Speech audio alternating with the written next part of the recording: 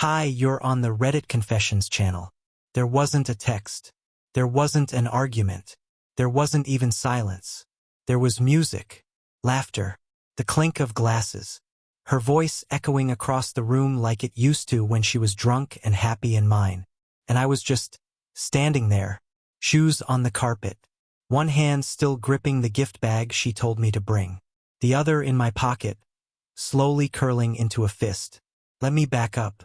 Only a few hours earlier, I was sitting on our couch in sweatpants, half watching a documentary and wondering if she'd bring home Chinese or Thai. She texted instead. A quick, casual message. Hey, last-minute thing. Come to the party at Cooper's place. I'll send the address. We're something nice. Smiley face. I almost didn't go. Almost stayed on that couch and saved myself the humiliation. But I got up, took a rushed shower, shaved, wore the shirt she once said made me look less tired. Even stopped to buy a bottle of that overpriced Cabernet Sauvignon she pretends to like. I drove across town to a house I'd never seen before, in a neighborhood where everyone has lawn sculptures and silent garages. The driveway was full. The windows glowed gold and blue from the lighting inside. The door was open, literally. No one greeted me. No one asked who I was. I just stepped into a celebration where my own name felt foreign. I heard her laugh before I saw her. It was that laugh. The one she used to let out when I tickled her ribs or told a dumb pun she pretended to hate. But now it wasn't mine anymore. It belonged to someone else. A man whose hand was on her hip. A man whose jawline looked carved out of spite. A man who didn't even glance up when I walked in. She was dancing with him. Not grinding. Not club dancing. No, this was worse. It was soft, close, personal. Like he knew her. Like they had their own language. Like I wasn't standing 15 feet away, watching the woman I married melt into someone else. I stood there, holding the wine bottle like it was some pathetic peace offering. People passed by me. Some nodded, most didn't. One woman looked me up and down like I was the valet who wandered inside. And still, my wife didn't notice me. Not even once. That was when it hit me. I wasn't late to the party. I was never part of it. So I did the one thing she never expected. I turned. I walked out. No scene. No words. No drama. I just disappeared from the night like I'd never been invited to the life she was building behind my back. I didn't rush. I didn't slam the door. I didn't storm off like someone who wanted to be chased. I just walked, slowly, down the driveway, across the wet sidewalk, past a row of parked cars full of fogged-up windows and muffled bass lines. The bottle of wine was still in my hand, unopened, useless. A symbol of effort wasted on someone who had already replaced me in her world. By the time I reached the corner, I heard her voice behind me. Not calling my name, not yet. Just her laugh again. Fading. And then silence. I stopped under a flickering street lamp. I didn't cry. I didn't scream. I just stood there like a man trying to decide if turning around would save anything at all. My phone buzzed again. I looked down. Where are you? You left. Seriously? No emotion. No guilt. Just surprise. As if I was the one ruining her night. As if she hadn't looked right through me like I was a waiter who forgot her drink. I waited. Counted to 20. Waited for something else to come through. Something real. Maybe, I'm sorry. I messed up. Please come back. But no. Instead, I heard hurried footsteps behind me. Heels on pavement. Then her voice, sharp, annoyed. Milton. I turned around. There she was, arms crossed over her dress, face flushed. Not from the cold but from embarrassment. Or maybe guilt. Or maybe just the inconvenience of having to leave her perfect little moment. You just left? She snapped. I looked at her for a long time before speaking. You didn't even notice I was there. She blinked. Of course I did. I was about to come say hi. You were in his arms, I said, and the words felt foreign as they left my mouth. You danced with him like I didn't exist. She rolled her eyes, and I swear, that was the moment I stopped loving her. It was just a dance. Don't be dramatic. I didn't say anything, just handed her the wine bottle. She took it reflexively, like someone accepting a gift they didn't want. "I'm going home," I said. She took a step closer. "Milton, you're overreacting. It was a party." "No," I whispered. "It was a performance, and I'm done playing the extra." I turned again and walked down the block, not fast, not angry, just done. And this time she didn't follow. Not right away, but later that night. Hours after I was already home, sitting in the dark with the dog curled up beside me. She texted again. "I didn't mean for it to look like that. Can we talk? Please don't shut me out." The messages came slower, more unsure. Like she realized I was serious. Like for the first time in years, she couldn't predict what I'd do next. She didn't know it yet, but something had cracked. And once it starts, it doesn't stop. Not when you've been invisible for this long. The next morning, I didn't speak to her. I didn't need to. The silence between us said more than I ever could. She came in through the front door just after sunrise, heels in one hand, jacket over her shoulder, mascara smudged just enough to make me wonder if she'd even tried to sleep. I was already awake, sitting at the kitchen table, my coffee cold, the same headline on my screen still open from 2 hours earlier. She paused when she saw me, then tried to smile like we were just two tired adults who'd missed each other at a party. "You're up early," she said, placing her purse on the counter like everything was fine. I didn't answer. I just looked at her, really looked, and for the first time she seemed nervous. Not guilty, just unsure of how much I'd actually seen. She poured herself some water and leaned against the sink. "Last night got messy. I didn't expect it to turn into that kind of thing. You leaving really threw me off." I could barely keep the scoff from slipping out. "You mean the part where you wrapped yourself around your coworker in front of everyone? That part?" She shifted. "It wasn't like that." "It looked exactly like that, Rena." There was a pause. A long, quiet stretch where I thought maybe she'd finally admit something. Anything. But instead, she offered the kind of excuse only someone truly comfortable with your forgiveness would attempt. "He was drunk," she said. "I didn't want to make it awkward. Everyone was watching." My jaw tightened. "Everyone was watching, and you still didn't care." She looked away. "I didn't sleep with him, if that's what you're thinking." "I wasn't thinking that," I said. "But now I am." That hit her. Her shoulders tensed, and she turned toward me like she was about to launch into a defense. But I stood up before she could.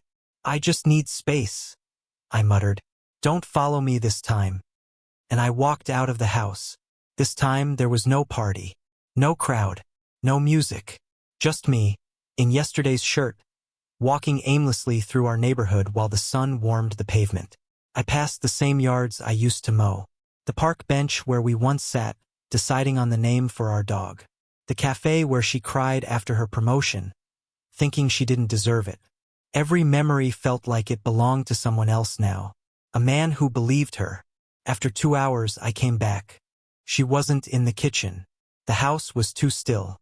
But her phone was on the counter, and I don't know what possessed me, but I picked it up. It was unlocked. One message thread was still open. "Lowell. He left, just like you said he would. I think it worked." My stomach dropped. That was the first lie that actually hurt. Not the dance. Not the dismissiveness. But that message.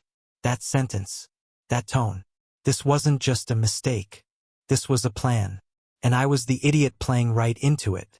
I stared at her screen, reading that message over and over again like somehow the words would rearrange themselves into something less humiliating. But they didn't. "He left, just like you said he would. I think it worked." That was it. No code. No clever phrasing. Just a punch to the chest spelled out in plain English. And the worst part? The timestamp. It was sent while I was still halfway home from the party, before I even reached the front door, before she'd even bothered to text me herself. Which meant she didn't just watch me leave. She wanted me to, maybe even counted on it. I had become so predictable to her, so spineless in her eyes, that she could choreograph my exit like it was part of the evening's entertainment. I put the phone down slowly. My palms were sweating, my breath shallow. Every thought in my head collided with another. confusion, rage, sadness, embarrassment, all spinning too fast to hold on to. I wasn't even sure who I was angry at more, her, Lowell, or myself. And still, I didn't confront her. I wish I could say I marched into the bedroom and demanded answers, or that I packed a bag and left on the spot. But I didn't. I sat down at the kitchen table again, same chair as earlier, and waited. Like a fool. Like a man still hoping that there was some explanation that didn't end with me being the punchline of a joke they told each other behind my back. 20 minutes later, she walked in. She froze when she saw me. Her eyes flicked to the phone on the counter, and just for a moment, something shifted in her face. Her guard went up. Not fear. Not guilt. Strategy. "You're still here," she said, her voice flat. I didn't respond. I just nodded toward the phone. I saw the message. Silence. A slow, spreading silence that felt heavier with every second. Then she sighed. Not a gasp, not a cry, a sigh. Like she was exhausted by me now. "That was taken out of context," she said. "How?" I asked. My voice cracked.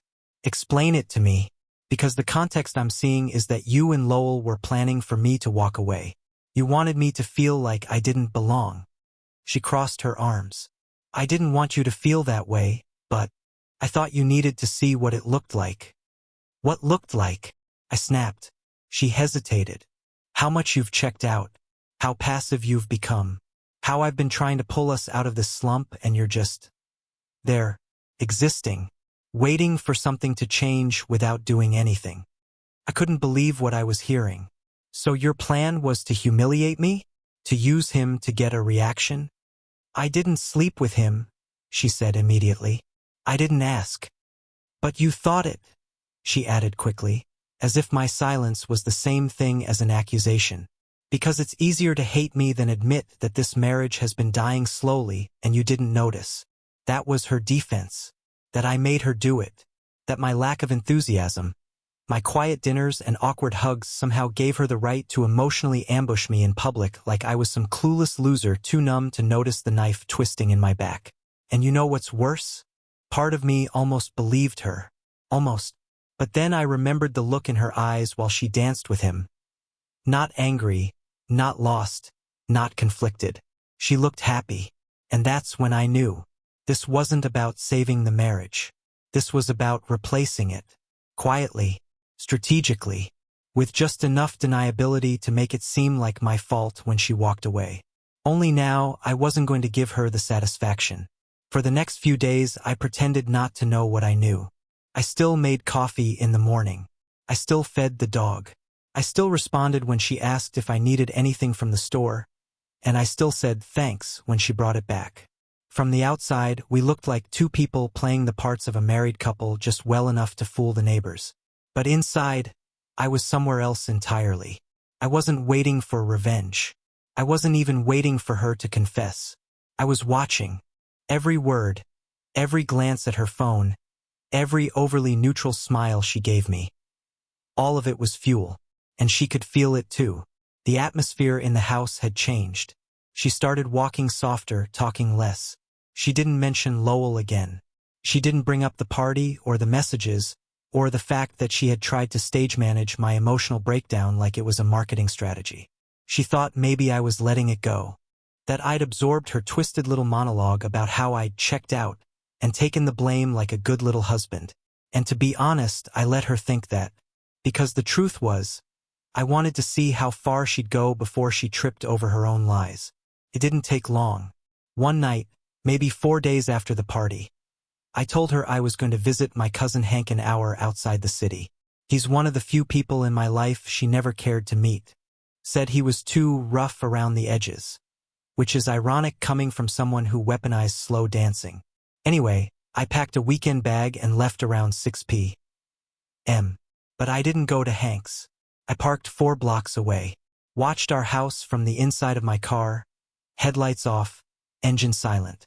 I felt ridiculous at first, sitting there like some amateur spy with a stale protein bar and a bottle of warm water. But around 8:42, the porch light came on. Then a car pulled up, not an Uber, not a delivery. It was him, Lowell. She didn't even hesitate. No looking around, no nervous glances. She opened the door like she'd been waiting. He stepped inside. The door closed behind them. I waited 15 minutes, 30, then another 30. My hands shook the whole time, but not from heartbreak. From clarity. See, when someone cheats on you in their heart, it always comes before the act. You can feel it, that shifting energy, the late nights, the sudden interest in their appearance, the quiet guilt behind half-hearted kisses. I had felt all of that for months. I just didn't want to admit that the woman I loved had been slowly replacing me with someone else. Now I had no choice. I didn't storm the house. I didn't call her. I just took a photo of his car in the driveway, time-stamped it, and left. It wasn't for revenge. It wasn't even for leverage. It was for me. Proof that I hadn't imagined it. That I wasn't crazy or overreacting or too sensitive. Like she always said. When I came back the next morning, the house was quiet. She was sitting at the table with a cup of coffee, looking up at me like nothing had happened. "How is Hank?" she asked. I smiled. "Good." He says hi. She nodded, pretending to believe me, pretending I was the one hiding something. And for a second, I almost laughed out loud, because what she didn't know was that the next move was already in motion. And this time, I wouldn't be the one walking out. I waited for more days. For days of pretending I didn't notice the faint smell of his cologne lingering in our hallway. For days of biting my tongue when she smiled like everything was fine. She even cooked dinner twice, which was hilarious, considering she hadn't touched a stove in months. I guess guilt makes people domestic. But I didn't call her out. I didn't say a word. I watched. I documented. I waited. Because while she thought I was breaking down on the inside, what I was really doing was setting up the cleanest exit of my life. I knew confronting her would only lead to denial. That's her favorite game. Twist the narrative. Make me doubt what I saw, what I felt, what I knew. No, I wasn't going to give her the satisfaction of another manipulated argument. I wanted her to watch it all come crashing down, just like I did the night she danced with him and never once looked back.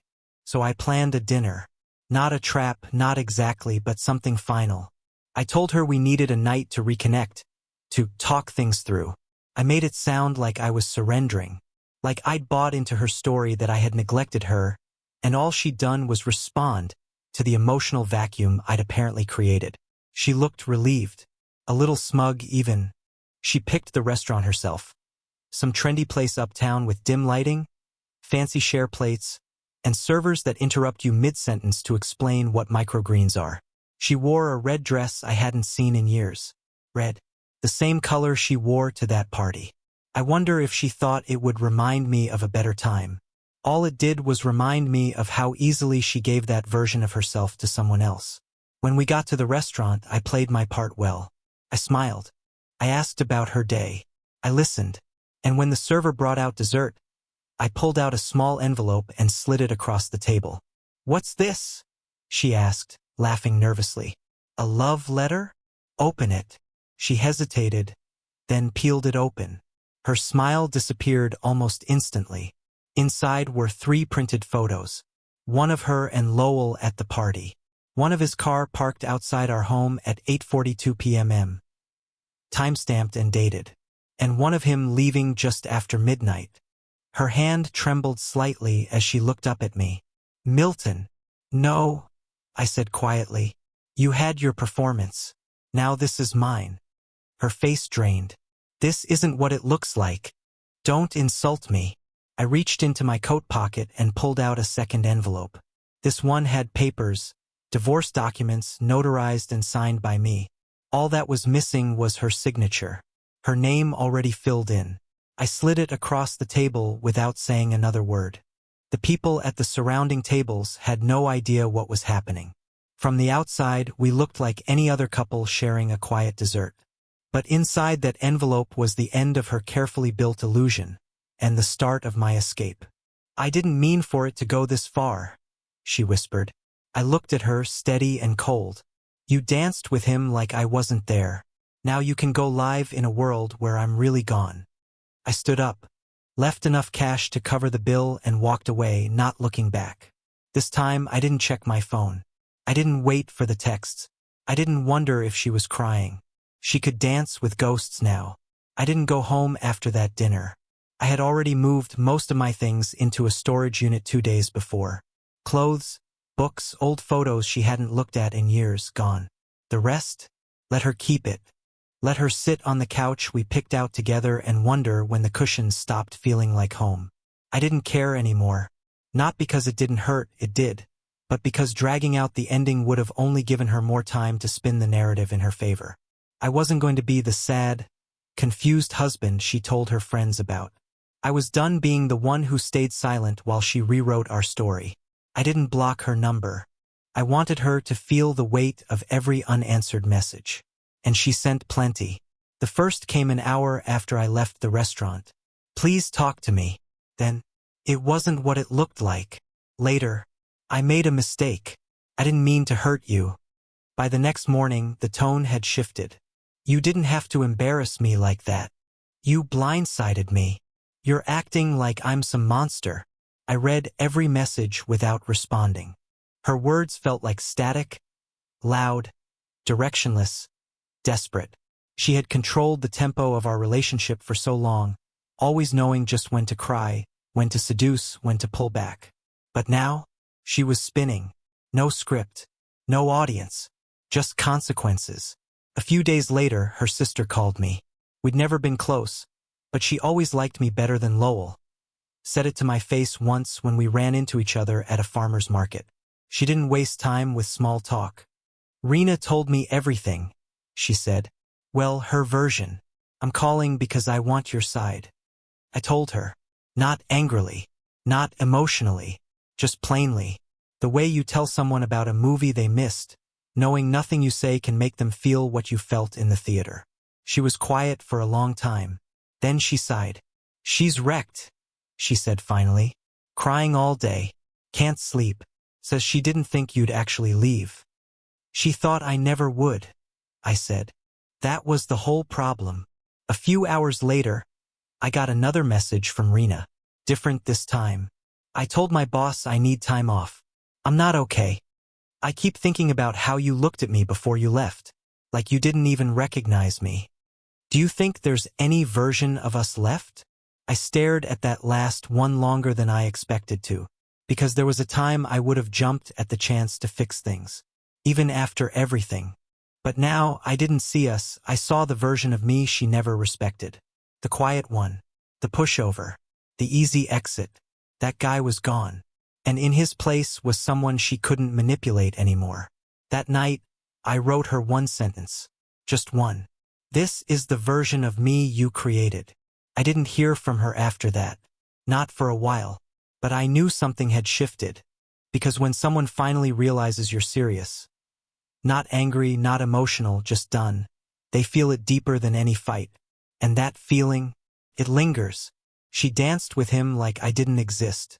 Now she's living in a world where I really don't. It's been 8 months since that night at the restaurant.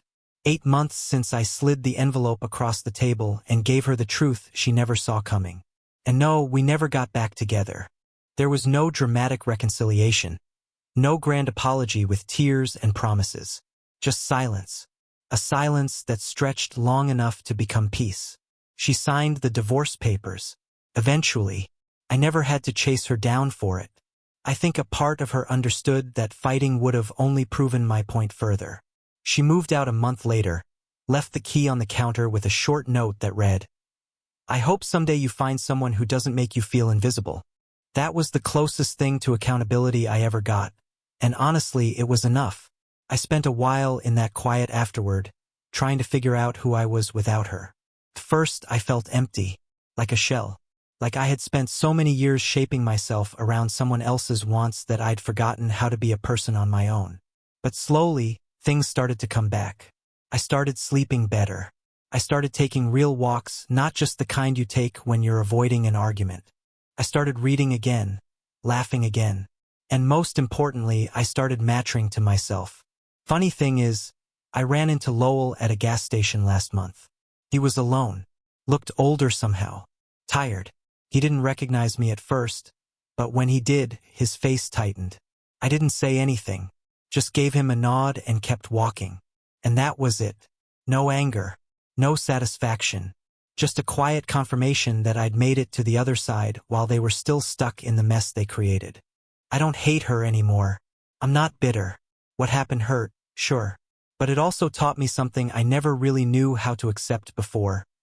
Walking away isn't weakness.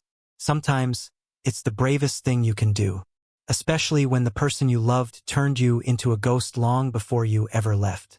Now, I live differently. I pay attention to who claps when I show up. I watch how people look at me when they think I'm not looking. I don't beg to be seen. If you can't see my worth from the beginning, you don't deserve to stand beside me later. And maybe someday someone will see me, not just look at me, but really see me. And when they do, I won't need to prove anything. I'll already be whole. So yeah, she danced with him like I didn't exist. But now I live in a world where I finally do. If you've ever felt invisible in your own relationship, or walked away without looking back, share your story in the comments. What moment hit you hardest in this one? Let's talk about it. You're watching Reddit Confessions. Thanks for being here.